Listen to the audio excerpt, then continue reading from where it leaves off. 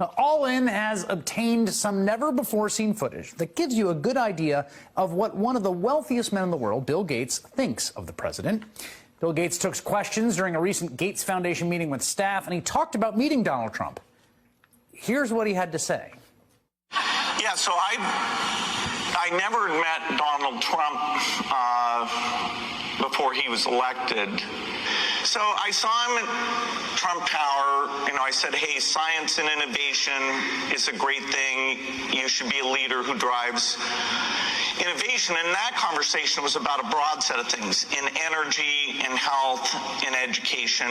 You know, pick things you want to do that are big. HIV vaccine, you could, accelerate that. Be associated with innovation. And then the second time I saw him was the March after that, so March 2017 in the White House.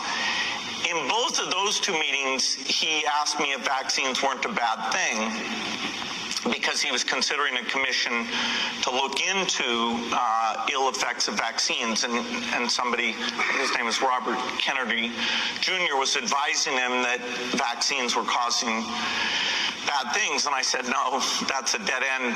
That would be a bad thing. Don't do that. It's clear now.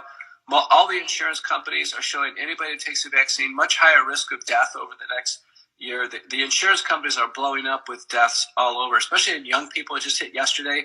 The millennial generation, the mortality is way up. The vaccine accelerates death from other causes. So if someone has cancer, the vaccine accelerates that. If someone has heart disease, one's more likely to have fatal heart attacks and strokes. The blood clotting, it's undeniable the vaccines cause blood clotting, which is a common cause of final death as a large blood clot travels to the lung or in the brain. Justin Bieber's wife had a blood clot in the brain. All the athletes dying on the field. You can see it all over. The vaccine is incredibly risky, and it is basically it's achieving its goal. If the goal was to